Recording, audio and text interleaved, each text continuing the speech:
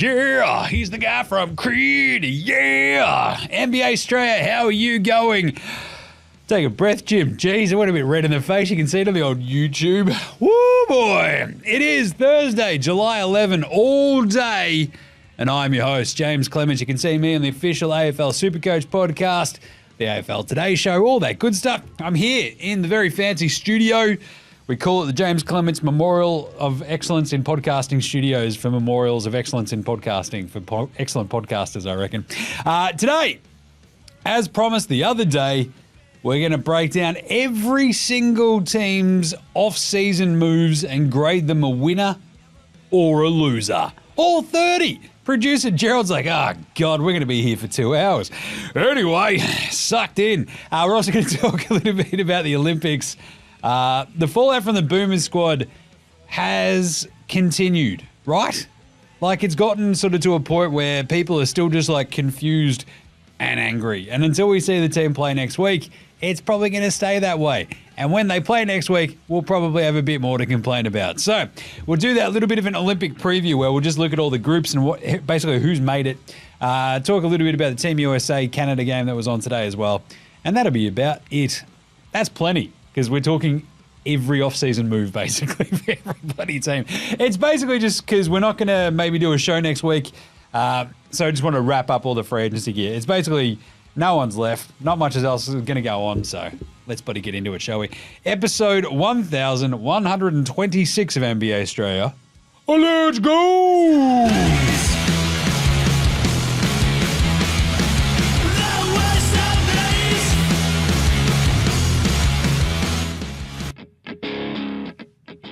This is Joe Ingles, and you're listening to NBA Australia.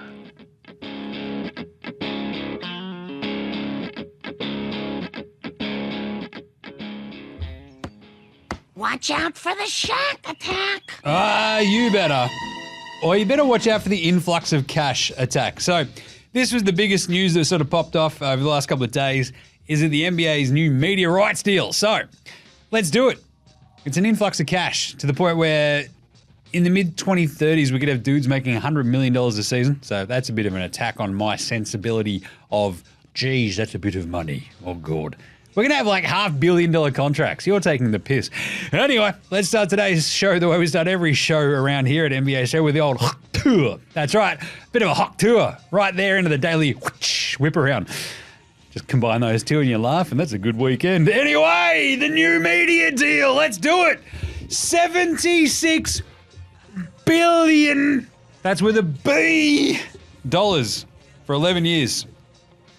I explained this to old mate this morning. She's like, is that a lot? I'm like, well, she's like business. That's what she does. She understands that $76 billion is a lot. She's like, but is that more than it was last time? I'm like, yes, by about a lot.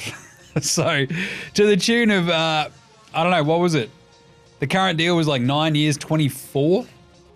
So if we're going 11 years, 76, yeah, it's a little bit bigger. Anyway, the biggest thing coming out of this is essentially this hasn't been all like signed off or whatever, but like the reports are that the contracts are basically being done. And because with Summer League happening in Las Vegas, what they're going to do is they have basically a league meeting with all the owners and junk, right? Sorry, governors. We don't own teams, we govern them, because owning teams is much too like, I don't know, owning people, and we're trying to get away from that. Good job, Adam Silver, who definitely would be a slave owner in times past. Anyway, moving right along. So, ESPN and ABC are still in the mix, right? With them getting the finals in this deal as well. Now, some games will also be going to NBC. You might remember them from Round Ball Rock and watching them in the 90s, which is very fun. The other weird one is Amazon Prime. And if you've watched any of their cricket coverage, you might be like, oh, really, Jim? Tell you what. Thing is, it's interestingly broken down. So a lot of the stuff that I fucking love this, because it means we might not be beholden to League Pass, but my big question is, what becomes of League Pass for someone in, I don't know, say Australia, who is like, oh, I want to watch all the hoops, Jim.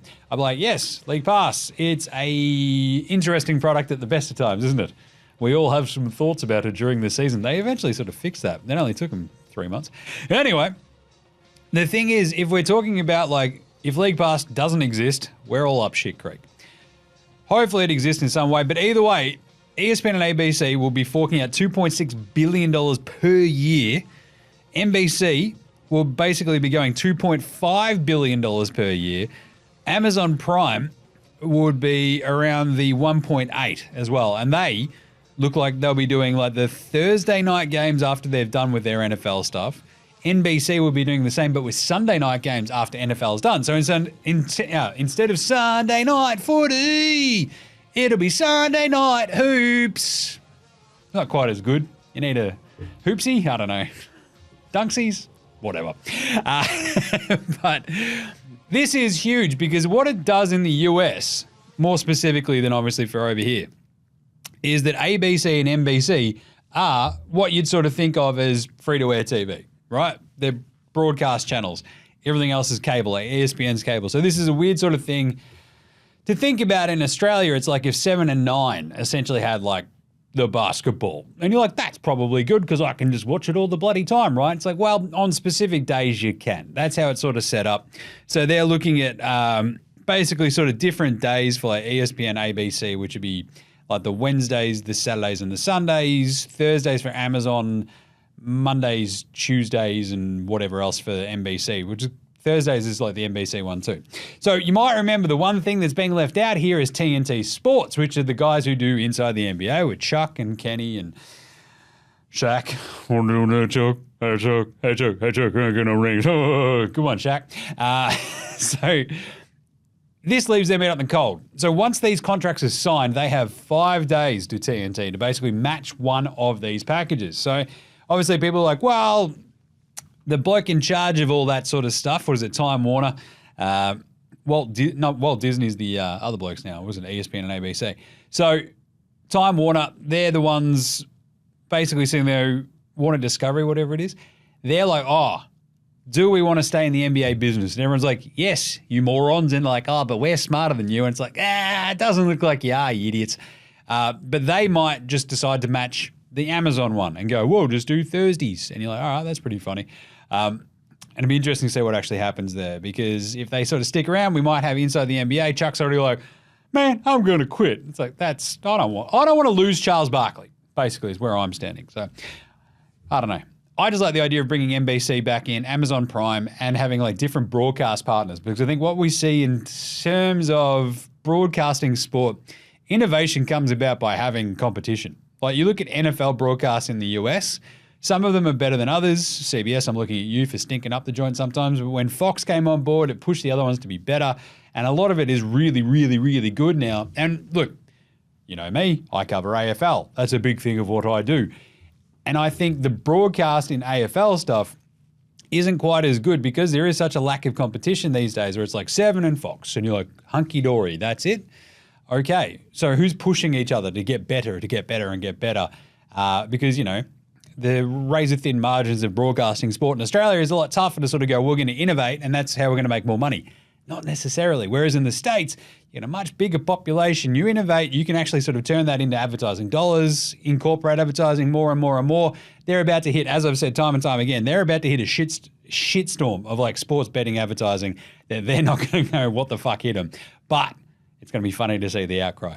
Anyway, so it's a big deal. It's massive. Just contextually, right? So if you think about, go back when NBC were last doing it, they signed the NBC Turner deal 25 years ago. The next deal after that, so after basically the 2000, 2001, ABC, ESPN, and Turner was $4.6 billion over 6 seasons. The next one was 7 years over $7.4 billion, and then that 9-year, $24 billion deal that just finished up. Now we're at 11 years and 76. What does this mean, Jim? It means we should bring back my bloody Supersonics. What are we doing? This is ridiculous. Now that you've got this locked in, Adam Silver. Yes, Jim. Bring back the Sonics. Okay, Jim, we'll charge them $5 billion. Because now that the NBA has this media rights deal locked in, this was Adam Silver's entire thing. I want to get that locked in. I have cost certainty. Essentially, basically, I know the money coming in from my TV rights deal from the next decade. Great. Now we can convince a bunch of rich dickheads to buy into the league, charge them $5 billion to be the Seattle Supersonics and the Las Vegas Knights or whatever they want to call them, right? Cool. That $5 billion you charge each of those two teams, you know who that doesn't go to? The bloody players. They're like, the owner's like, sucked in, dickheads. We get to split this $10 billion between the 30 of us. You can all go suck on some lemons. How do you feel about that? And the players are like, oh, we have fucking cooked everything here. This is what happens when we put CJ McCollum and Grant Williams in charge. Anyway, bring back the Sonics. Simple as that. The fucking pathway is there. Just announce it, Adam. Just announce it. If you had the vice president of common fucking sense, i.e. your mate Jim, in charge here going, hey, Adam, now, as soon as that's locked in, you go, okay, guys, we're going to Seattle. And everyone goes, hooray, Adam Silver's a hero. We love him. And I'll be like, yeah, it's all because of your mate Jim. Either way, do it. Do it now. Give me Seattle. Other news. That's mostly the news I want. Just give me Seattle. Actually, it's a bit of a personal story. This is how I roll with NBA Straya sometimes. A bit of dad Straya for you. Hashtag dad Straya. There's Squid. He's like, Dad, what team do you actually go for in basketball? I'm like, I don't know. The Seattle Supersonics. He's like, are they here? I'm like, no. He's like, so they're all on your walls. So I've got a shit ton of like, if you've seen the studio, I do show it. It's on, behind me in the, when we're in the old Larry Armour studios. I got a shit ton of Sonics paraphernalia scattered around the studio. It's very cool. My prized possession is like the 2 James Sean Kemp signed Rain Man poster. It's fucking beautiful. And he's like, so what happened to Seattle? I'm like, well, they got bought by a rich dickhead who I fucking hate, and they moved to a shithole named Oklahoma City. He's like, why? And I'm like, that's a really good question. Because David Stern was a fucking prick, and also they dogged the boys. Also, it's a long story. Also, the owner of the Seattle Supersonics at the time was a fucking moron. Anyway, and the team at the time was shit. It was an absolute dark spot in NBA history that people have completely fucking forgotten about, and it drives me insane. So I try not to think about it too much until my 5-year-old goes, oh, Dad, what do you reckon? I'm like, I'm going to go punch that wall.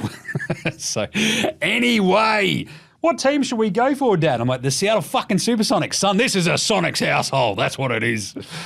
But they don't exist. Shut up. That's what I said. Don't make me angry. Get me another beer. Anyway, no, I'm a very chill dad. I don't know, we've had the Squid in here taping for other shows as well, and he's like just sitting in the corner just fucking smashing his iPad. And I'm like, I don't know how chill he is. I don't know how chill I am. Anyway, other news, Kawhi. He went, hang on a second, you motherfuckers want me to play 3 games in a week? Nah, fuck ya, I'm out. Seriously, he's not injured. They didn't even pretend that he was injured. He's like, Team USA, you want me to play 3 times in a fuck nah, I'm out. Peace. Fuck you, you're cool, fuck you, I'm out. That's what he did. But in his weird fucking robot voice. Fuck you, you're cool, fuck you, I'm out. It's gnarly. They replaced him with Derek White. I love this because Jaylen Brown is pissed. He just won fucking Eastern Conference Finals MVP, and they're like, nah, we'll take your shit, teammate. He's like, what the fuck was that? Are you serious? And everyone's like, Jaylen Brown. This is 100% Grant Hill and Steve Kerr going, do you reckon we could just fuck with the Celtics? We're going to try to break them up. Let's choose fucking his teammate, shit Derek White, instead of the Finals MVP. That'd be funny, man. And Grant Hill's like, should we just do it? Let's just fucking do it, man. Like, it's the 12th man. Like, who fucking cares? Do you want to do it? And Steve's like, can we do it? Fucking. It's like, we're in charge. They fucking left us in charge. This is sick. Let's just fucking do it. Sends the email. So, we fucking did it, man. They're like 8 tins deep in Vegas going, this is going to be fucking funny as, man. Just wait till we have to answer questions about it tomorrow. What have we done? I fucking love this idea. Basically, Grant Hill and Steve Kerr trying to break up the Celtics is awesome, but Grant Hill justified it by going, oh, look, a coach once told me that a team is like a piano recital. You got piano movers, you got piano tuners, and you got piano players. And you need all 3 to put on a good show. You can't have all piano players. What the fuck is anything to do with piano players to do with basketball? Oh, Derek White's a better defender than Jaylen Brown. He won Finals MVP. He's the bloke who doesn't need the ball in his hand to be a defensive disruptor. Why the fuck did you choose Kawhi in the first place then? Oh, he's not a fucking piano tuner. He's a piano motherfucking player. Look at the size of his hands. We went to the NBA exhibition the other day, and the Squid's like, Dad, look at this. You put your hand on it, you can see the size of the other dude's hands. I'm like, Fucking hell, Kawhi, you weird alien. Jesus Christ, his hand's the size of my fucking head. Lord. Anyway, so I love this explanation from Grant Hill. Oh, yeah, we'll just get a role player. That'd be good. And then Jaylen Brown's like, fucking Nike. You pricks. What the fuck? He's just gone on this tweet storm. He's like blaming, I don't know, probably racially just charged, look behind open your third eye. He's gone full Kyrie. You never go full Kyrie. Anyway, sucked in. Hey, the other cool thing about Team USA, they end up getting, I don't know, they started off shit against Canada. And that was fun. Joel Embiid fouled out in 8 minutes. Made 2 shots. It was fucking gnarly. He's like, what? You have to fucking defense? Bang! And just starts slapping these little Canadian blokes around. Still, I think Team USA are going to be fine. You know, you have these moments, you go, it's Steph Curry and LeBron and KD and Devin Booker. Oh, fuck, yeah, everyone's fucked. My favourite thing to come out of this, though, is the highlights of Cooper Flagg in those scrimmages, and you're like, oh, shit. That dude's 17, he's fucking tearing up Jrue Holiday. Fucking hell. The Nets are just they probably came and spewed at the same time. It was all going on for the Nets. They're just what was that? Oh, God, Sean Marks just doubled over. He's like, oh, bro, I think I've made a mess, hey? This is a bit of a problem. Can somebody give me a napkin? I just wanted to say napkin and try to say it in a Kiwi accent. Anyway, love this. Cooper Flagg looked fucking sick. Everybody tank. You might have 30 teams tanking. No one wants to win the title next year, Gerald. They're just going to go, fuck this, we're all tanking. And Cooper Flagg's this is great. I'm like the Bachelor. Team Canada, though, look pretty fucking good. I'll tell you that much. They finalised their team literally yesterday. It is SGA, not bad. MVP candidate. Jamal Murray, might have heard of him. Could have won finals MVP. RJ Barrett, pretty handy. Dylan Brooks, Kelly Olynyk, the Hoosier. Lou Dort, not bad. Dwight Powell, Nick Alexander-Walker, Andy Nemhard. Fucking love Andy Nemhard. Trey Lyles, Kem Birch. Big Dick Kem Birch makes a return. I fucking love Big Dick Kem Birch. Why do you call him Big Dick Kem Birch, Jim? Well, you probably have to go back to episode 400 or some shit, and I just made it up on the spot, and I fucking thought it was funny. That's most of my vibe for everything I do. And Melvin Ejim. Sure, that's a fucking good team. They're good.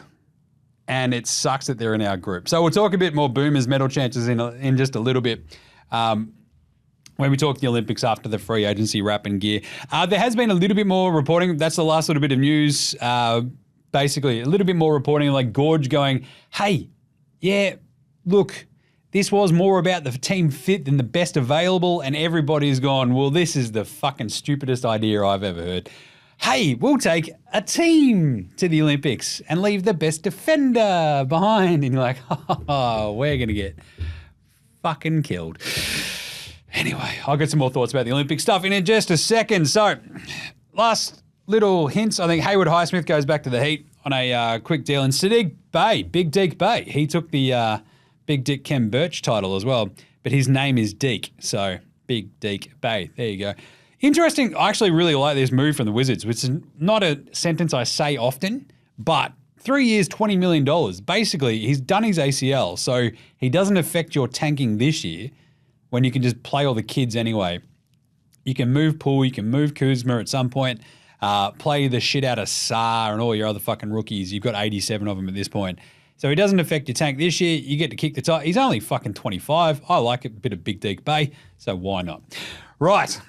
With all that in mind then, shall we do the final NBA Straya free agency trades off-season winners and losers? I think we should, right after we take one break with this. This is Cam Glidden. This is Anthony Drimmick. This is Mitch McCarron. This is Jason Kadee. This is Darryl McDonald. Hey guys, this is Hugh Greenwood. Yo, what's going on? This is Illy. This is Mark Worthington, or commonly known as Wertho, and you're listening to NBA Straya. You're listening to NBA Straya. And you're listening to NBA Straya. And you're listening to NBA And you're Straya. listening to NBA Straya. And you're listening to NBA Straya. And you're listening to NBA Straya. You're listening to NBA Straya.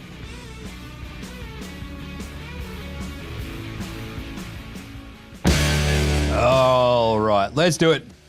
Off-season winners and losers so far without sort of, I don't know, who is left out there basically? It's like Isaac Okoro going, he's doing the John Travolta meme, like walking around going, what? Who the fuck is everyone? What's happened? It's weird. Isaac Okoro's okay, but Cleveland can afford to wait and just go, we'll take you back, I guess. If somebody wants to pay you more, I don't know. We've got a decision to make then. So anyway, let's start. We go alphabetically. Let's do all 30 teams, winners and losers of the offseason. The Atlanta Hawks, losers.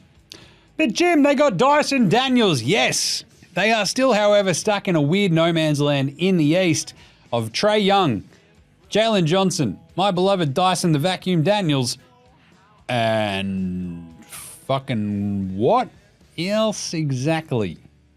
Right, so they trade DeJounte Murray off to New Orleans this offseason. So they get Dyson Daniels, Larry Nance Jr., Cody the Bank Teller Zeller, EJ Little. They just kick the they boot AJ Griffin. They just fuck him off to Houston for nothing.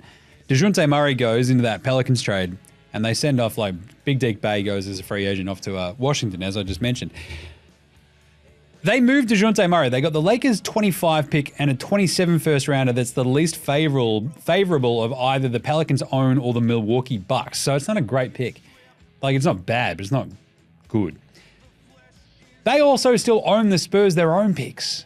This team is sitting there going, fuck, I hope we're all right this year, bro. But you look at the East, and this is the thing why the Atlanta Hawks are losers. At least they've sort of chosen to either shit or get off the pot when it comes to DeJounte and Trae, right? They've done that. That's a win. But they're losers because this team is still stuck in no man's land where does Dyson Daniels pop? How far does that take you? Probably not too far, but at least you've got a defensive-minded, bigger guard next to Trae, I guess. You hope that Jalen Johnson turns into a superstar. You've got Onyeka Okongwu. You've got our man Click Capella, DeAndre Hunter, and Bogdan. It's just a fucking weird roster, which you look at this in any way, shape, or form, you're play in. Maybe, right? So they're still losers because they kind of made a decision, and that was the only decision they kind of made. They're oh, well, we've done that. All our work is done. It's no. You got to fucking either burn this fucking thing to the ground or try to get substantially better. I don't feel like they tried either. Boston, they're winners because they did nothing. They won the title. Remember that? Celtics fans are yes, Jim. Yeah, I remember. I've been walking around in green for fucking 3 weeks. Fucking blow it out your ass. Anyway, point being, they just went, we're re-signing everybody. And you're all right, cool. So they're a winner because they brought back the team that won the title. Seriously, they brought back Cornette, Quetta. I love Niemouse, Quetta. Jason Tatum with the extension, Xavier Tillman on a 2-year deal, White with the extension. They got the band back together. They're just doing it again. Run it back. Good job, Boston. You won the title. You're going to be favourites to do it again. Brooklyn winners. But Jim, they're shit. Yep. At least they've got a direction. They decide, Sean Mark's bro, when I came and fucking vomited at the same time, bro, it gave me an epiphany, bro. I just want to say epiphany as well. That was good. They re-signed Nick Claxton, which is all, Claxton is just a good young centre on a cheapish deal now with an extension, 4 years, 100 mil, right? Trenton Watford comes back. And then the big thing is they trade Mikal Bridges for 5 first-rounders. That's a fucking win of an off-season in anyone's books. You offload Mikal Bridges. You basically turned Kevin Durant 2 years ago into 9 first-round picks. That's fucking awesome. Just fucking roast Brooklyn all you want for being the shit little brother in New York. I lived it for 6 fucking years going to those games, the ups and downs. There was a lot of downs, a lot of beers. Anyway, at least they have a direction. They're we're fucking tanking the shit out of this. They get their own picks back. This is fucking awesome. Great job with that little Houston business as well.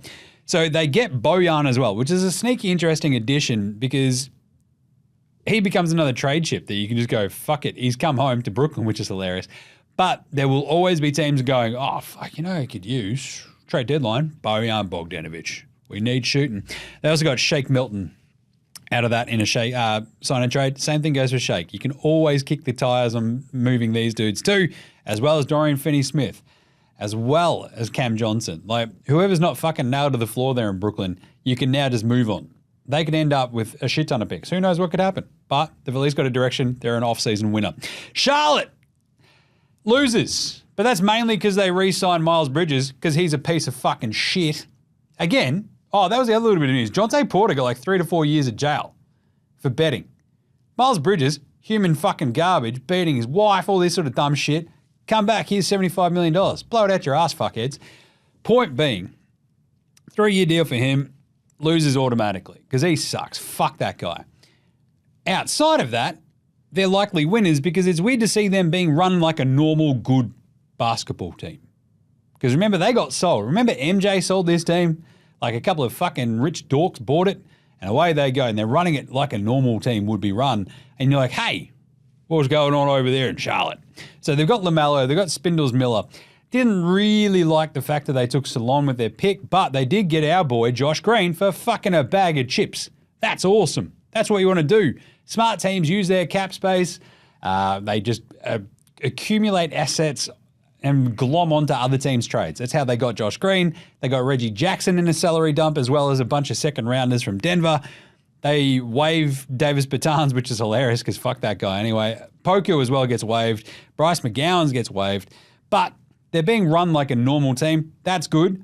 But because they brought Miles Bridges back, they're still fucking losers. Blow it out your ass, Charlotte. Chicago! Losers. They got Josh Giddey. Love that. Looks like they're tanking. They're like, oh, we'll trade out Caruso. We'll just give up on DeMar. It looks like they're tanking. But do you trust the Chicago Bulls to follow through with this? They've still got Zachy Cakes Adam Levine and Big Vooch on this team. Why? Like, what the fuck is this team? It is a mess. I love Josh Giddey. He rocks. They brought back Patch Williams on a $1 fucking jillion. 5 years, $85 million or whatever the fuck it was. Insane money for a bloke that no one's entirely convinced can actually play basketball. Like, give me 5 years, $85 million, Chicago Bulls. I don't care. I can play basketball. Not really, actually. My shoulder's fucked, so. I want that Detroit Pistons money. $65 million to not coach the Detroit Pistons. Hook me up.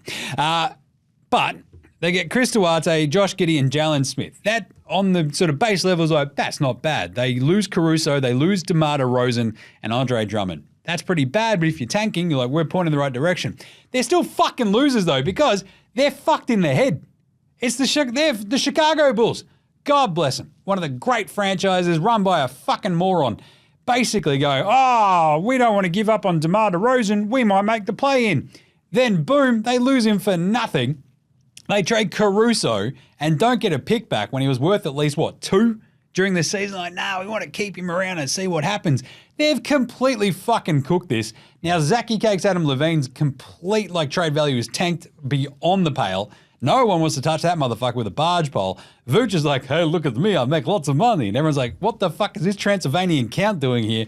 $1 million. $2 million. He's just counting how much money he's making per minute at this point. Either way, Chicago, I love the idea of Giddey, Kobe White, just Patch Williams. If you're tanking, it's great. Go hard, but they're just still going to keep trying to win. And they're going to end up exactly where they were last year, which was absolutely fucking nowhere. You get Giddey for the cheap price of an Alex Caruso 1-for-1. But you move Caruso, who had way more value than that 6 months ago. The same thing with DeMar, a year ago. Anytime you could have just gone, we could probably get something for him. You get nothing for him. It's just shit business. You're idiots. What are you doing, Chicago? Cleveland, winners, because they did nothing but bring back Donnie Mitchell. Good job. Dallas, winners? Question mark. Now, they did a lot, did the Dallas Mavericks. You might remember them from the NBA Finals. What they did, it kind of feels like they punted a little bit of defense. They just went, I don't know if defense wins championships. I've never heard anyone say that. It's like, well, everybody says that. But they did sort of make some nice, fun moves, Q Grimes, Najee Marshall, Klay Thompson. Klay Thompson's going to have the widest open fucking threes he's had since, I don't know, KD was on the fucking Warriors. It's awesome. He is, however, older than shit, and I can probably play better defense than him right now, right? So they lose Josh Green. That's a tough loss for your defense, but Klay Thompson, I talked about the difference in their three-point shooting. You're going to have a fuck ton of volume from Klay, and he's going to hit it at a pretty handy clip. Josh Green gives you defense, not bad three-point shooting. Every time he shoots it, you're like, I hope that goes in. Every time Klay shoots it, you're probably like, that's going in. So it's a big difference, right? So it's an interesting one philosophically. But they lose Derrick Jones Jr. You replace him with Najee Marshall. It's meant to kind of be like for like, but Derrick Jones Jr. did give you probably more defensive versatility that was a bit more proven. Najee Marshall still remains a bit more like he should be able to do it. Can he? Anyway, but they did get rid of Tim Hardaway Jr. Thank fuck for that. I think on balance, they're a better team. So they're winners. I worry about that defense though, right? If you're going to go out there and go, well, Klay Thompson's going to be in our final, finishing five. So you're going to have Kyrie out there with Luka and with Klay. Do you have fucking Dennis Rodman and David Robinson playing the 4 and 5 to fucking cover up the defense? You fucking better hope you do. Jesus. Anyway, but they are winners, Dallas. Didn't mind those moves. I love the Najee Marshall one. The Klay one, it's just, I talked about this after the finals, right? It's like if they get someone like Klay, but at the expense of Josh Green and a little bit of the defense, that's the worry part. Denver loses. But Jim, they're still really good. They are, but they keep not spending money and losing dudes. So it's like the West is an arms race and these motherfuckers are Switzerland. They're like, we don't want any part of this, what you guys are doing. And it's like, just dudes are just fucking off left, right, and center. It's like, oh, this is sad. You're just wasting the Joker's prime. I'm just saying. Like if Jamal Murray gets one more injury, like they're fucked. Like Michael Porter Jr. Can you trust him to do anything than like just anything? Just step up one more time. He's like a really, really like half. He is the Kobe Bryant of Tobias Harris's. Maybe. Not bad. They do get Dario the homie Saric, but he was probably cooked 2 years ago. He gave like Phoenix some nice run as their backup five. Don't know how much of a fucking difference maker he is. Losing KCP really hurts. They're like, nah, man, we really trust our young dudes. And everyone's like, ha ha, sure. But so you keep hearing like Christian Brown will step right in. Strawther's good. It's like, have you seen them play? They're fine. But KCP was at least dependable. It's a bit of a weird one. Reggie Jackson, they dump him in the salary dump off to the Hornets. Sure. It just feels like what you need around the Joker and Jamal and Aaron Gordon and MPJ is just interchangeable, switchy, good, heady IQ basketball players. And you're fucking laughing. And they've gone, no, we'll just get young dudes because they're cheap.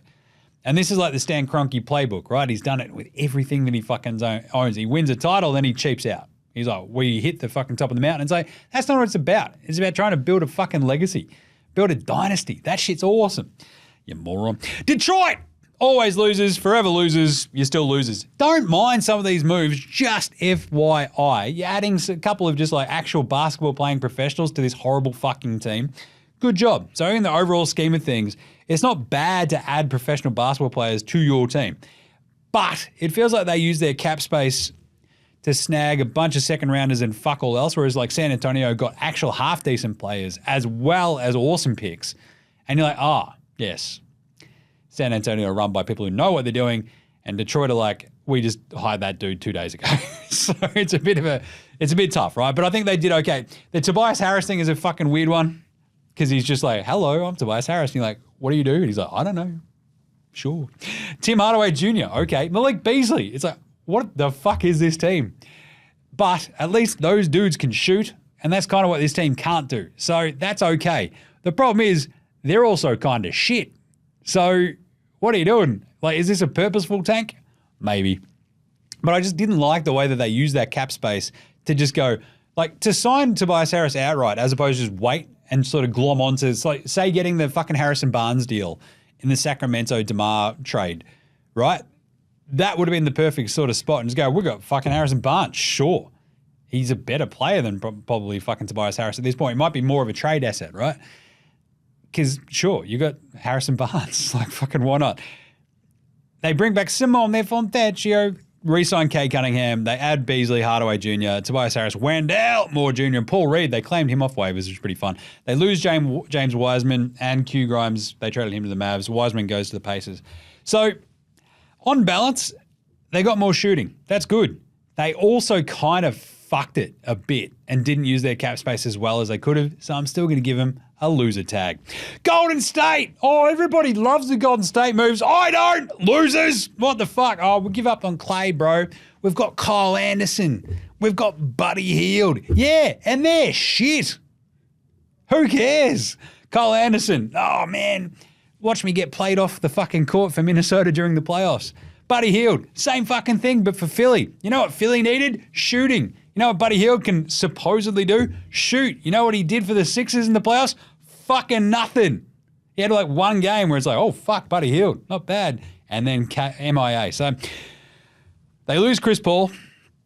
Dario Saric is on this team, which is funny. So he's gone. They get DeAnthony Melton, which is not bad, but like everyone goes, it's like DeAnthony Melton and like there's a couple of other names that always sort of float around there and go, oh, it's a really good pickup. It's like, is it though? Like it's fine. It doesn't move a needle. It makes them a little bit more deep, but at the same time, if I'm the Warriors, is depth really my problem at this point? I'd rather just be pumping as many fucking minutes as I possibly can into like Kuminga, old Johnny Cumbucket Kuminga, and Moses Moody, and just going, boys, carry Steph. He's old as fuck. Do something, boys. Do something. They're like, oh, how about we get Kyle Anderson, Buddy Hield, and DeAnthony Melton? It's like, I don't know if that really helps, you know? So I kind of think they're losers because everyone's like, no, it's really good. The West is fucking awesome. It's a murderer's row. And you've gone, well, we're going to stock up with Kyle Anderson, Buddy Hield, and DeAnthony Melton. You're like, great. If Kuminga turns into the next coming of fucking KD, you're good. Otherwise, you're fucked. Draymond, it's still like the offseason for this as well. Chris Paul goes, Klay Thompson goes, Dario the homie Saric goes, obviously. Peace, Warriors, peace. Draymond, the bloke who punched his fucking teammate in the head is still there. Right? So, oh, geez, we're trying to get to like the issues at hand. We're trying to dig into what the problem is. And he's like, hello. Oh, get out of the road, Draymond. He's like, hello. I'll fucking punch you dead. You know, that sort of shit, right? Just light years ahead, that Golden State team. Light years ahead. Oh, we're light years ahead of not paying the second apron luxury tax. Houston, winners. But, Jim, they didn't do anything. Yeah, they picked up AJ Griffin for nothing. That's awesome. But the thing is, they brought back Aaron Holiday, and that's fine. Like, cool. But my thing is, like, just don't do anything. Houston, you did all your shit last year. Let it settle. You've got a million young dudes already. You've got Ime Udoka going into year 2 with this team. You got your veterans. You got your young guys. It's a good mix. Just let it roll. Let it cook. Let him cook. Just let him cook. And that's what they did. So that's a win. Indy winners. Why is that? Because they drafted my boy Furfs. Oh, Johnny Tins. I love him. But look, their offseason was basically headlined by bringing back Siakam, which they obviously had to do. It's a lot of money for a bloke where you're like, he's fine, sure. And Obi Toppin, ain't no stopping Obi Toppin from getting that bag. That's a lot of money for Obi Toppin. But they got James Wiseman on the cheap to replace Jaden Smith. Jalen? Fuck, which one's not Will Smith's kid? Every fucking time. Every fucking time. It's Jalen, isn't it? Old Foggles. That's what we'll just call him Foggles Smith because he's got the big glasses like he's Horace Grant in the mid-90s. So Wiseman replaces him fine. I don't mind kicking the tires on James Wiseman because at some point he'll probably figure out how to play basketball, maybe. Or he could just be another Hasheem Thabeet. Pick number 2, big dude, bit of a Gumby. Anyway, Memphis connections. But Indy, look, so they make an Eastern Conference Finals. They bring back Siakam. They keep Obi. They add Wiseman. They lose Jalen Smith. They're kind of like, our biggest offseason addition might be Benny Mathurin coming back, and I'm fine with that. They got Tins Furfs, and away we go. So good job, Indy. I didn't mind their stuff. The Clippers, losers. Just losers. Oh, we're opening a new arena, man. I'll do my Steve Ballmer. We're opening a new arena. It's going to be awesome. It's going to be unreal. Look at our fucking wall of fans. It's going to be unreal. I'm so excited. We're not going to pay Paul George. So come watch James Harden and Kawhi Leonard and no one else. Can you feel that excitement? Oh, the fan engagement is going to be through the roof. We're going to track their fucking eyeballs. We're going to track their actual balls. We're going to track everything. It's going to be unreal. It's like, fucking settle down, Steve. Your team's shit. The Clippers are fucked. It's over. Pack her up, boys. You're done. You bring back James Harden. They added Mo Bamba. Mamba number 5. Mo Bamba number 5. There you go. Nick Batum finally comes back because his wife's like, Nick Batum, we have to go back to LA.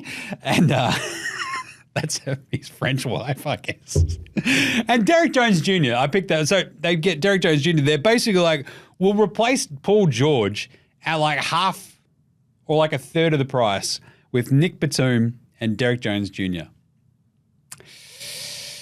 Don't know if that's how it works. So they lose Paul George, Mason Plumlee, and Danny Tice. So now they've got no bigs. They lost RJ Hartenstein a little while ago. This team is fucked. It's old and it's shit. Like Harden, you saw it during the playoffs. Every 2 games, if you give him a bunch of time off from going to the clubs, he'll be all right. If you go, hey, James, you can't go to the clubs, we've got to play tomorrow. And he's like, fuck you, nerd. I'm going. Fit. That was him making it rain for those not watching the YouTube. Eating chicken wings, putting people through college. Look, to be honest, he's a generous fellow as our James Harden. Many would, what do you call someone who gives to charities all the time? You know, he's just one of them. That's it. Philanthropist, that's it, because he's just putting a bunch of strippers through college. It's fantastic. Outside of this, the Clippers, they're fucked. Like, that team is shit. If you think about the West, who's better than the Clippers after this offseason, right? If you keep Paul George, right, you're opening a new arena. Oh, we're afraid of the second apron. They fucking do that fucking stupid statement. We're like, oh, the new CBA is going to fuck us. You know what you can do in like 6 months' time? Fucking trade Paul George if it's still not working. Like, it worked for a minute there and it looked fucking awesome. And then it all went a bit sideways on you. But just keep the asset. Paul George is going to have value. If he's playing well, just fucking trade him. You know what you don't have to do and with the second apron is pay it in fucking December. You don't have to pay it in January. You've got to pay it at the end of the fucking season in 2 years' time. Like, if it's a 4-year contract, oh no, what are you going to do? Fucking trade him. It's not hard. This isn't rocket surgery sometimes. I don't know what these people are fucking afraid of. Steve Ballmer's got, I'm Steve Ballmer. I've got more money than God. You're like, yeah, fucking get him, Steve. Like, I should just do a full show of Steve Ballmer. That'd be fucking awesome.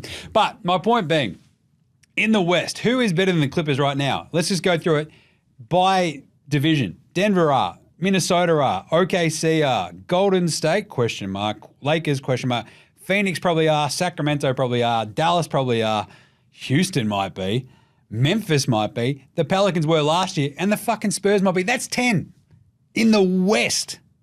The Clippers are fucked. Like Kawhi, do you expect him to play 72 games this next year? Fuck no. He just went, oh, you want me to play 3 games in a week? Fuck this. I'm out of here. Clippers, fucked. Lakers! I love the Lakers. Losers! Of course they're losers. They didn't do anything. They basically, Rob Pelinka's like, all right, man, I got a plan for this offseason. We'll add LeBron's son and his podcast mate as host, as coach, and that's it. We'll be better than the team that won 1 playoff game last year. That's all they drafted Dalton Connect. That's it. They re-signed Max Christie. They brought back LeBron. But they're not paying the second apron tax, so throw that parade, Lakers fans. They lost Taurine Prince as well. The Red Bull Prince is out. It's all gone. You're fucked. Lakers are shit. Memphis, they've done nothing. They went, we all went on holiday 3 months ago. Fuck, we went to, they're like, their Slack channel is just like, did you need us to come in today? Like that kind of vibe, like nonstop. It's like everyone's got their out of office on. All the emails are bouncing back and forth to each other. Like they're just like drafting shit. Fucking, we'll take 80. Yeah, sick. Love that. They did nothing else. No trades, no signings. They played like 400 million players last year, including our beloved and good mate, Jack White. They should bring him back, actually. They didn't do anything else. So that's an NA, I guess. I mean, it's a win because they got 80, so they've actually got a center. So that's kind of cool, I guess. So it's a tentative win. How does that sound? Memphis is the sleeping giant of next year too. 2 seed 2 years in a row prior to last year where Ja Morant's like bang, bang, Ja Morant gets hurt and it's all gone to shit. But Ja Morant, Triple J, Desmond Bain, and a bunch of fucking young dudes. It could be a fun team. Throw Edie in there. Miami, losers. Because Pat Riley, I think, just fell asleep like during the finals, and they might be weekend at burning him, right? Just like, hello, I'm Pat Riley. He's like waving his arm and shit. Alonzo Mourning's hiding behind him, waving his fucking arm in the air. Because they fucked. Like, they offered that weird contract to Caleb Martin, and he's like, nah, man, I'm going to make more than that in the open market, and then did not. But basically, they re-signed Bam to a 3-year extension, brought back Thomas, not Kobe Bryant, Hayward Highsmith, and Kevin Love. They got Alec Burks on the cheap. They lose that Caleb Martin, though, which is a big kick in the dick, and Orlando Robinson got waived. Whatever. What is this Miami team? And is anyone ever afraid of them now? Like, after Boston shit-pumped them, you've got old-ass Jimmy Butler, who's going into a contract year going, fuck everybody here, give me my money. And everyone's like, shut up, Jimmy, you pain in the ass. And also you too, Jimmy Butler. That was a good one. They're fucked. Miami just like, oh, Jimmy Butler will save us. Like, he's like 35. There's going to be a point where you go, playoff Jimmy, you might have done your dash. It's like, we brought back Kevin Love. You lost Caleb Martin, who might be like your second, third most important wing, like the Boston Strangler. Like, fucking hell, mate. So, yeah, Miami big losers, because unless, like, they didn't get Donovan Mitchell, unless they're sort of kicking the tires on like a Larry Markkinen or something that we might not see coming. But I still think there's teams out there that can like way overpay what Miami can offer to Utah for Lowry. So yeah, Miami losers. Milwaukee, it's Algonquin for the good land. It is not at the moment, because they are losers. This is an old ass team that did not get any younger. Basically, they got Delon Wright. Delon Wright's another of those names where you're like, oh, we added Delon Wright, we're going to be way better. It's like, yeah. Next time you see him playing crunch time or an important fucking minute, tell me. It's like, he's a good player. It's like, yeah, he's fine. Sure. Taurean Prince, don't mind that. Returns to his spiritual home. Malik Beasley, they never quite unlocked the potential of Beasley just as a fucking volume three-point shooter, because his game's always a bit funky and it never sort of fits. They're losers for the off-season moves. They're probably winners going into the season for the simple fact that Dame is acclimatized to Milwaukee and Giannis. Giannis plays for Greece in the Olympics, so he comes in fucking fit, ready and raring to go, presumably. Doc Rivers gets a full offseason to like plan and shit, but they did fucking nothing this offseason to get better, while all the other teams around them in the East did. So, losers.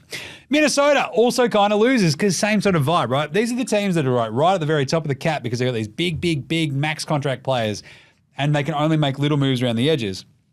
And some of these moves just aren't very good. I feel like Minnesota, it still feels like they're missing something. Like, whether it be, like, they lose Monty Morris, they lose Wendell Moore, Jordan McLaughlin goes to the Kings, Kyle Anderson goes to the Warriors. They replace slow-mo Kyle Anderson with slow-mo Joe Ingles on the cheap, which is fine. But Jingles at this point in his career is like a 12-minute-a-game player. PJ Dozier, handy, I guess, but that's kind of it. They brought back Luka Garza. They are still missing something. They are banking on Ant-Man just being a fucking like top 3 MVP candidate next year, and Cat not sucking. So good luck with that, Minnesota. Good luck. You don't want them to be a flash in the pan, because that defense was that fucking good last year. They should be fine. But it feels like they need one more sort of athletic wing to help with Naz Reid off the bench and stuff like that. McDaniel's very handy. Cool. Nick Alexander-Walker, radical, but geez, just something missing. New Orleans losers because they don't have a center. They're almost winners because they got DeJounte Murray. Good trade. They got Danny Tice. He might be their center. Yeesh. Because they lose Larry Nance. They lose My Name is Jonas Valanciunas. Najee Marshall goes to Dallas. Dyson Daniels is in the DeJounte trade as well. Cody the Bank Talazella is in the DeJounte trade. If you look at their depth chart right now, the New Orleans Pelicans, they're more like the New Orleans Pelicans play against fucking big dudes, because it's literally their rookie, Yves Missy, is on the depth chart as number 1 at center. Yeesh. And he's a fucking project. So, center Zion? I kind of love that. Let's do that. Just do that. Zion, fucking suck it up, big fella. Still losers, though, because I feel like what they sort of need to do is get Robert Williams, Time Lord, or DeAndre Ayton, and they're fucking cooking. I just don't know if they can. But that's kind of like, just go steal one of Portland centers. Go get Duop. The Great Barrier Reef. He'd be fucking unreal on New Orleans. Let's do it. Go on. Till now, you're losers. The New York Knickerbockers of New York City. They gave up 5 first-rounders for Mikal Bridges, and they are still winners because that is a fucking awesome swing for the fences move. The Villanova Knicks? The Nova Knicks, engage. Love this. So they bring back OG Anunoby, a massive win. Because now you sort of look at Boston and you're like, what do they got? Lots of wings who can score. What do you guys got? Lots of wings who can play defense. You're like, fucking nice. Don't mind that. They bring in Mikal Bridges, Keita Bates-Diop. They lose Bojan, Burks, Diakite, Isaiah Hartenstein, which does hurt a lot to back up the other Mitch Robinson, and Shake Milton goes in the Nets deal. Don't care. Winners. That's awesome. You got the Nova Knicks. This team's going to be fucking awesome fun, right? You got Julius Randle just sitting there going, remember me? And everyone's like, get out of here, Julius. And he's like, oh, why? I'm an all-star. It's like, fuck off out of here, dickhead. So this is a team that goes, trade deadline. Can we just have Jonas Valanciunas from Washington? And Washington like, oh yeah, fuck it, sure. And away they go. The Knicks, having lived in New York, when the Knicks are good, it's fucking unreal. It's the same with the Rangers as well. Yankees and Mets, similar sort of vibe. But there is like a fucking coolness in the air when you're just going from bar to bar, TVs everywhere. When the Knicks are good, it's fucking rad. Good job, Knicks. Winners. OKC, big winners. Love this. They add Caruso and Hartenstein, basically iron out their 2 biggest weaknesses, basically. Not bad, mate. Not bad. The rich get richer. Number 1 seed just adds basically to their 2 biggest weak spots. So they bring back Isaiah Joe and Andrew Wiggins as well. They add Caruso Hartenstein. They say goodbye to Josh Giddey, the Mop Top Mamba, and Lindy Waters III. Love it. Caruso next to SGA, fucking that's awesome. Isaiah Hartenstein helping out Chet Holmgren. God damn, this team is fucking fun. You add in a bit more of a, jump from J-Dub, SGA, MVP candidate. They're fucking rolling and they are good. Orlando, winners, but barely.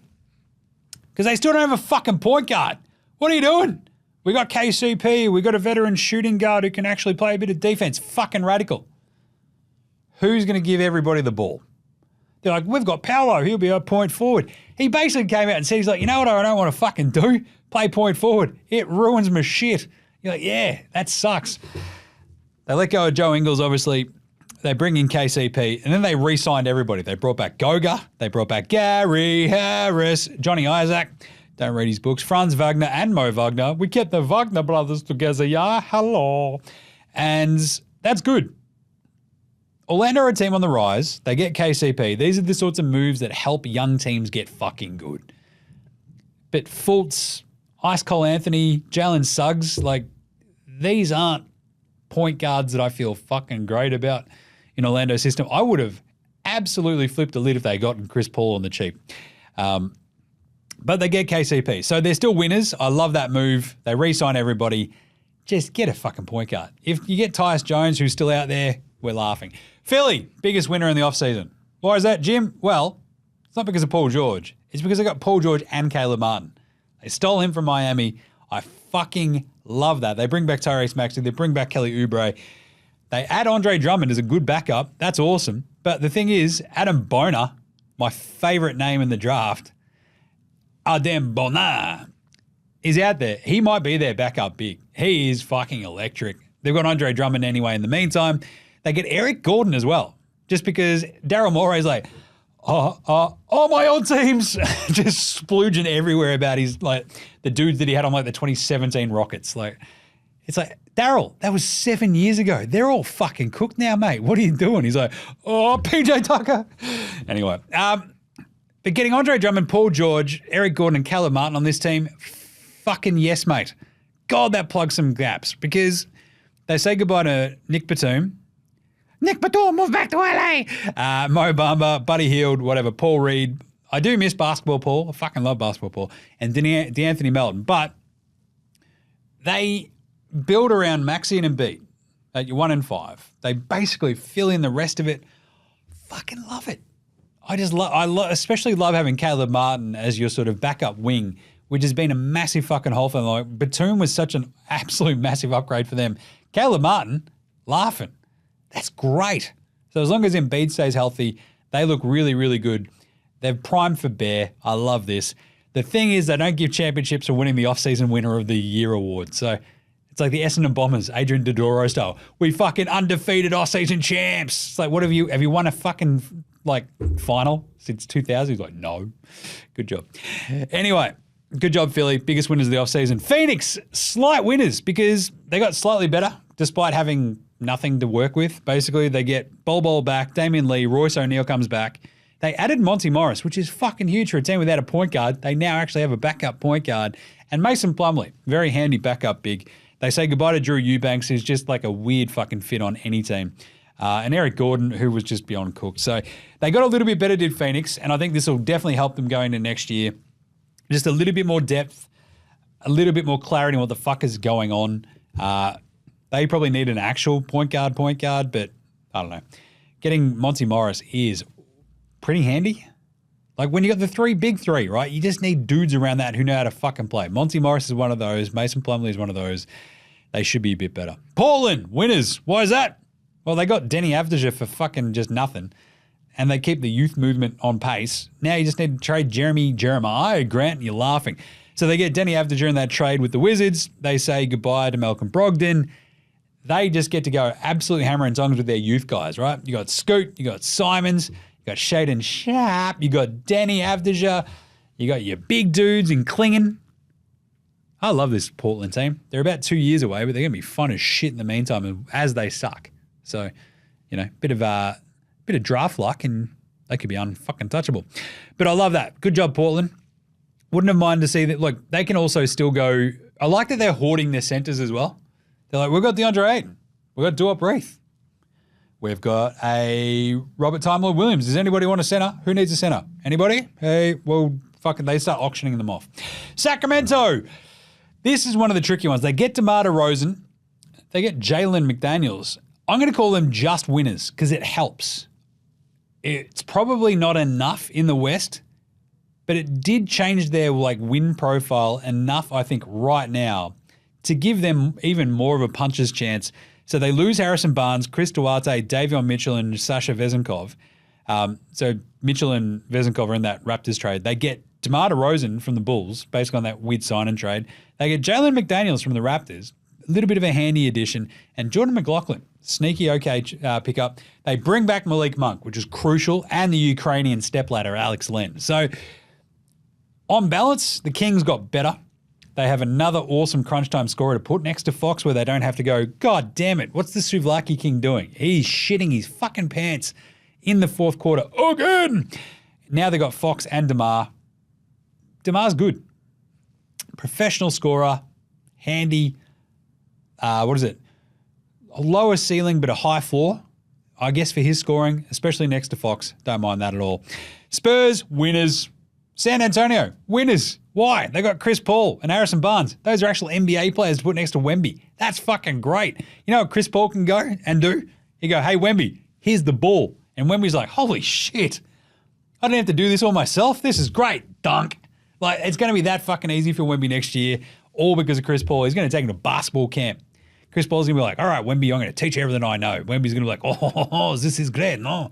And away we go. Harrison Barnes, Black Falcon, you can trade him whenever you want. But look, great offseason for the Spurs, to the point where we haven't talked about the draft stuff in this offseason winners and losers. It's been all free edges stuff. But the move that they made to get Harrison Barnes and to get that Sacramento pick swap. So I mentioned this the other day, right? They've got an unprotected Minnesota first. You know what the next best thing to have in your back pocket, historically the last 20 years in the NBA has been?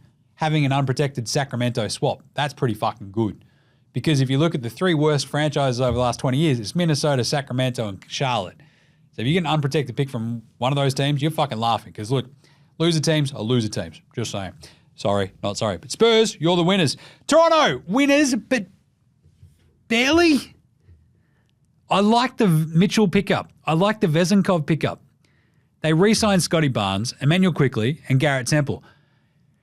There's a thing I'm leaving out there. They massively fucking overpaid Emmanuel Quickley. But at the same time, sure, they locked in Scoob. They, gave up Jalen McDaniels. The thing is, they just got a little bit better. I just don't know what the fuck this Toronto team is or where it's going. I think Gary Terrence Trent D'Arby Jr. is like still out there too. But you've got Scoop, you've got IQ. Cool. You've got RJ laughing. Just what is this team? It's going to be a weird year. We're going to find out. But just on balance, Toronto are barely winners because I love the Mitchell just like kick the tires on a handy dude who can actually play a little bit. And Vezenkov, loved his look. He might be awesome in Toronto. They always love a good big weird Euro wing, don't they, in Toronto? They're like, that's our fucking vibe. Oh, it's a cosmopolitan city. It's in Canada. Just fucking pump the brakes. Oh, but there's lots of cultures. Yeah, like normal cities. Hito Turkoglu fucking loved it here. Great. Anyway, Toronto, you just winners. Utah, losers. They bring in Drew Eubanks. They say goodbye to Chris Dunn. He goes to the Clippers. Yurtsevin goes as well. He's waived.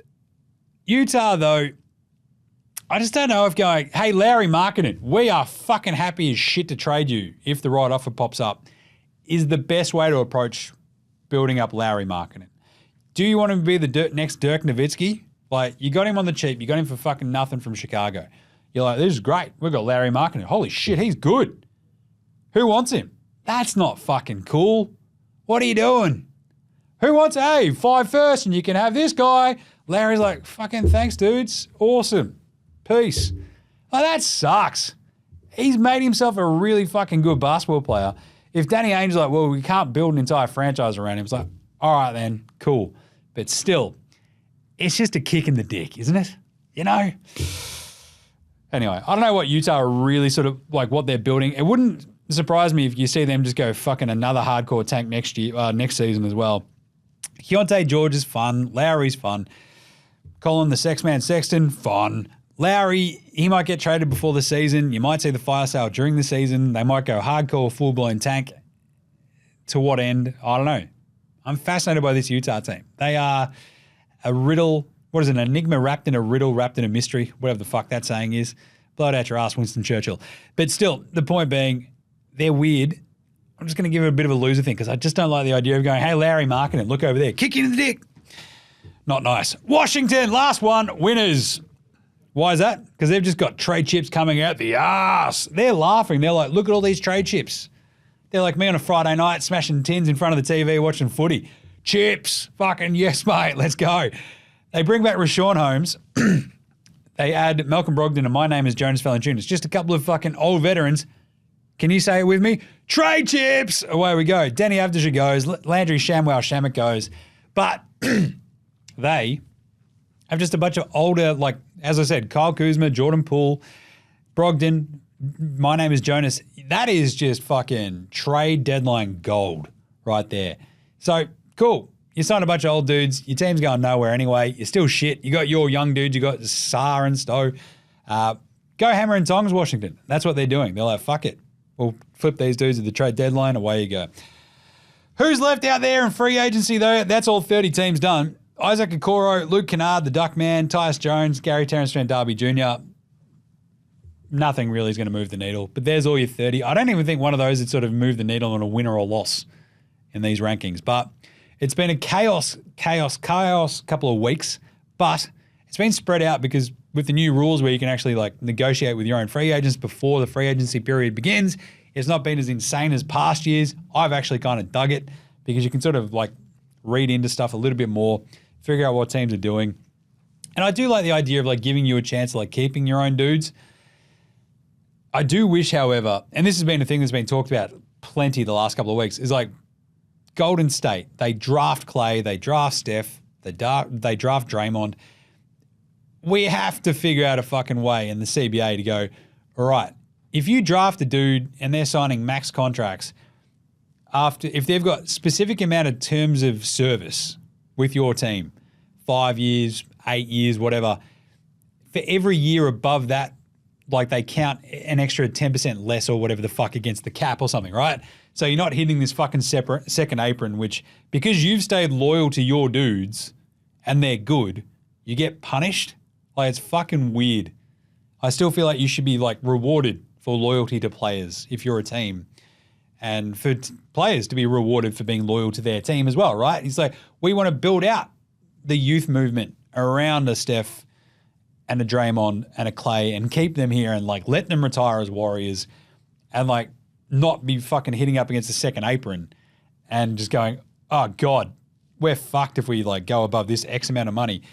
Whereas Clay, maybe part of his deal doesn't count against the collapse. Same with Draymond, same with Steph.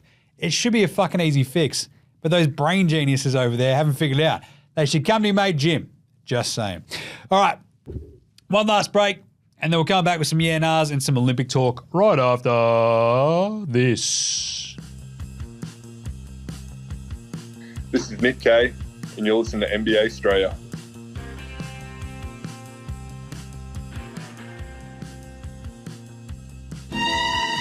All right, let's do it. Should we start with some Olympics? Yeah, we'll start with the Olympics. This is really simple. Basically, I just want to talk out the groups very, very briefly. You're sort of seeing it all flesh out now. You saw Puerto Rico get in there the other day thanks to Grand Theft Jose Alvarado. Loved that. Those blokes were like, fucking yes, we made the Olympics. Champagne at the fucking presser. That was great. Legends. Sucked in Bahamas and all the other ones. But obviously, Group A. So our group, the Australians group, I've posted about this as well. Like, how many wins do you think we get in this group? There are 3 groups of 4. Group A includes Australia, España, Spain, Canada, bloody Canada. Oh, Canada, talk about car parks. And then, of course, Greece. They got a bloke playing for them. You might have heard of him, Giannis Antetokounmpo. Or as Basil Zemplis likes to call him, Giannis Antetokounmpo. Giannis Antetokounmpo is very, very, very, very good. I don't know about you, producer Gerald, but I feel like if the Boomers had their best defender to throw against Giannis, they'd probably have a better chance of winning that game. But either way, that's Group A. Many would call it the group of death, and they'd be right because it's fucking terrifying. Spain, doesn't matter. Oh, they're on a downturn. They're always fucking good. It's like, oh, they're on a downturn. They don't have the Gasols. And they still make a fucking like gold medal match. Like, that's just how Spain roll. They don't fuck around. Canada, same vibes. What do they win? Bronze at the fucking World Cup. Awesome team. They're loaded for bear. Fucking love them. And Greece has Giannis, a.k.a. the Greek Freak. We need an Aussie freak. I love that. The Oz freak. The gin, I don't know. What else? We need Johnny Furphy just to turn into like Larry Bird 2.0 there in Indy. Something like that. That'd be fun. So it's going to be hard. It's going to be a hard slog. The thing is, in the Olympics, you go from the groups to straight into quarterfinals. So that's 8 teams. So from 12, we go to 8. So there is a chance, even if you finish 3rd in the group, that you still get through, right? Because the other groups have some pretty shit teams. So Group B is France and Germany. Geez, not much history there. Don't mention the war. Japan and Brazil. So Japan, we played them in the World Cup. They're a bit shit. But they do have Rui Hachimura. Sure. Brazil, always feisty, but they're not that good, right? So you expect France and Germany, fucking powerhouses, both. Germany just won the World Cup. We know that. France has fucking all the tallest dudes in the world. All of them. They've just got all of them.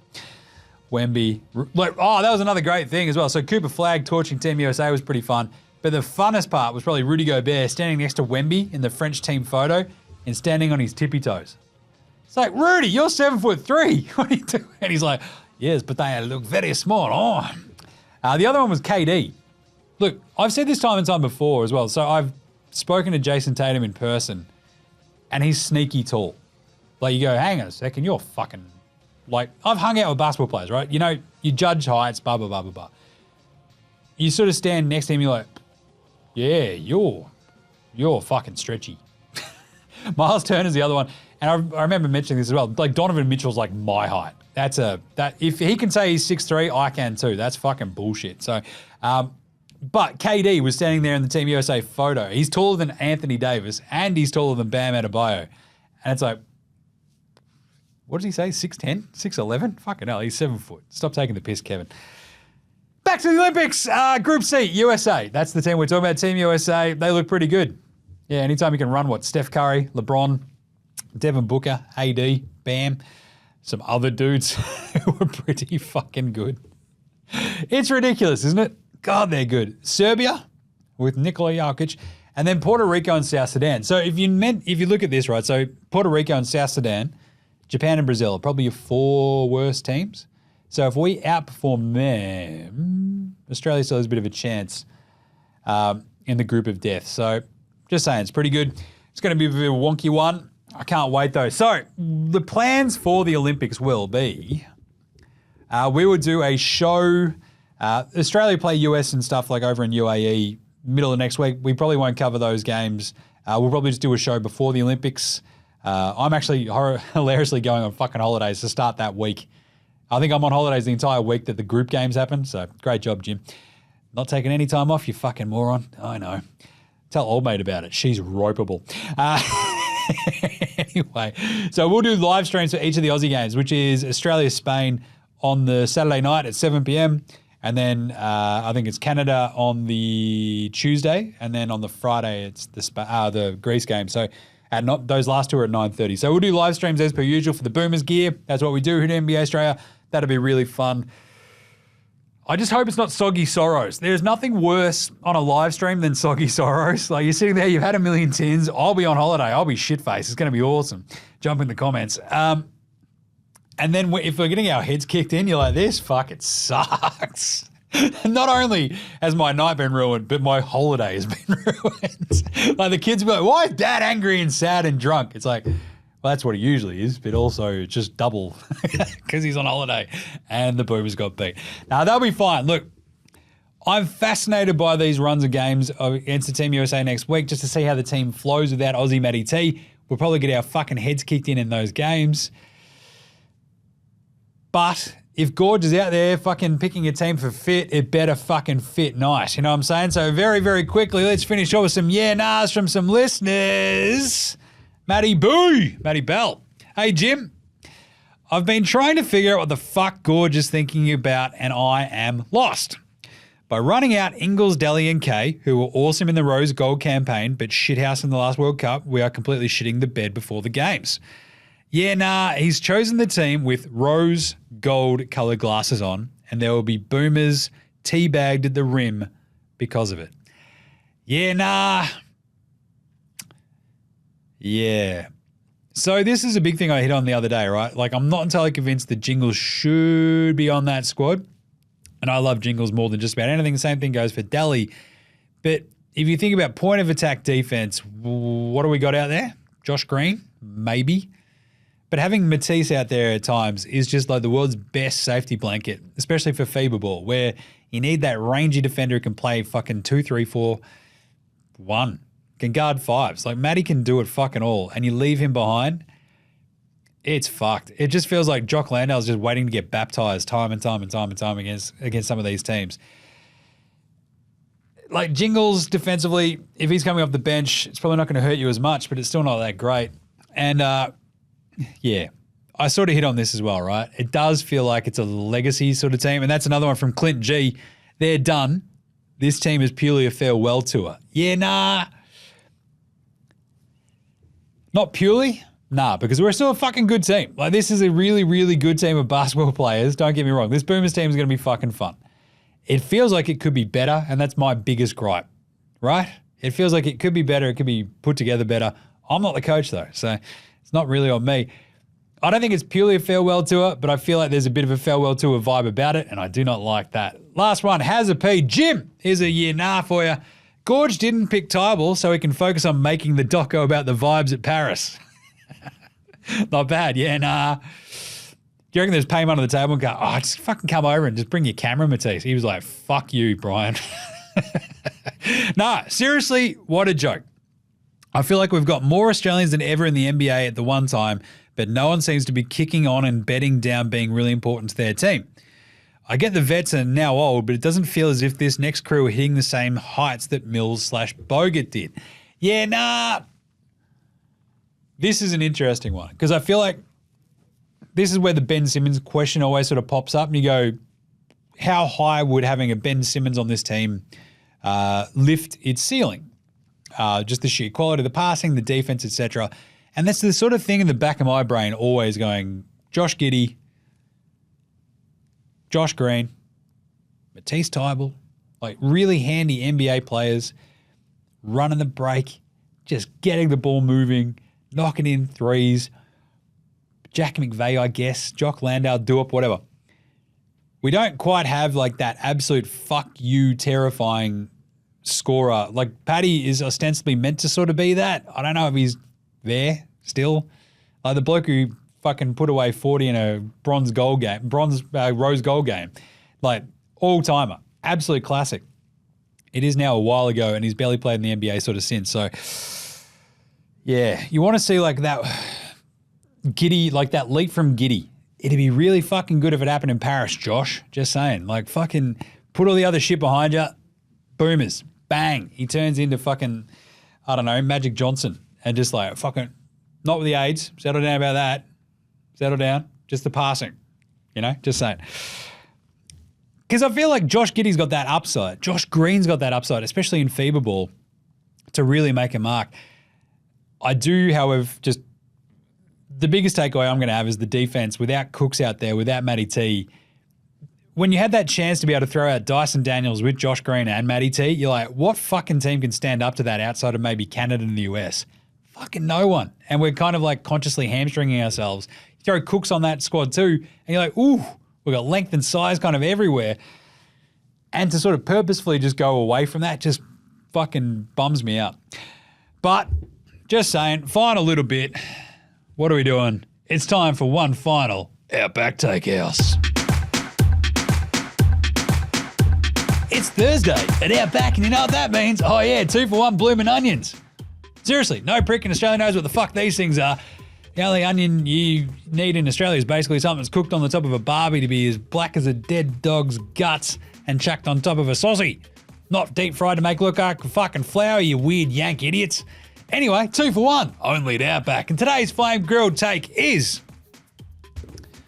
if you're going to release the Jack McVeigh and Will Magnay videos of them making the team, then by rights, as a national team, you should have to show the tape of Matisse Thybulle and Xavier Cooks being told that they're not going. It's all about balance. Because we can blow smoke up our own asses and go, how fucking good is this? Jack McVeigh, Will Magnay, we're fucking psyched for you. We are. We should also be devastated for the dudes whose dreams didn't fucking come true about playing in Paris, right? Let's see it. Release the tapes. Can't have the good without the fucking bad. That's what life's all about. Anyway, bit of a fucking serious one. Let's do it. That's it. We're done. That's all 30 teams broken down. That's the Olympics broken down. Fun as. The Boomers are going to be awesome. I can't wait for these games. Can't wait for the games against the USA, etc. as well. But still got big questions about this Boomers squad. I just wish we were taking our best 12 rather than the best fitting 12 maybe. Don't know. So we might get a hold of somebody to have a bit of a chat about that next time we pop on. We will have our chats with Dyson Daniels and Josh Giddey in the next episode as well. That'll be the Olympic preview show, which will be in about 2 weeks, I reckon. So just before the Olympics start. We might have another guest on as well to talk about some stuff like that. So should be good, I reckon. Anyway, in the meantime, get right around NBA Straya on the old Twitter, Facey IG. We're all over the socials still while we're not doing shows for next week in a bit. That's what we do. Come on, mate. Not going to take the fucking foot off the gas, bro. We'll also have some like other vibes in the Olympic teams and shit like that. Maybe some of our best picks, some of the best betting looks and shit like that. So make sure you're following NBA Straya on the socials, all that sort of gear. We'll let you know when the next show's coming out. Get around the AFL Today show as well. Cricket Today podcast, the Football Today podcast, NBA Straya, NFL Straya, hold all tickets. That's what we do. It's a lot of them. Go check them all out. Check us a rating review on your Apple podcast, your Spotify. Go check it out on YouTube. You can watch me like waving my arms around, doing fun shit. It's pretty good. Whatever weird app you use on your Android phone, get right around it or I will fight you. I will. NBAstraya.com/shop. Get your merch. And of course, big thanks goes to From Oslo for the intro and outro song. They rule. So do House Hats, Joshua De Laurentiis, Fascinated, Goldmines, Ramshackle Army, Iowa, Section Green, and Dozers. They're behind all the tunes you hear on this show. They all rule. So smash them all on Bandcamp, Triple J and Earth, Facey, Apple Music, Spotify, whatever you listen to your music through, whatever. Do that. NBA Straya supports Australian bands. So should you. All right, that's it for the next week and a bit. Jim's going to take a bit of a break. You can still hear me on the AFL Today show and the official AFL Supercoach podcast, so you're not going to be missing me too much if you're into your footy. But otherwise, we'll be back in a week and a bit. talking more Boomers. Until then, go Boomers and look after yourselves, would ya? Later, now.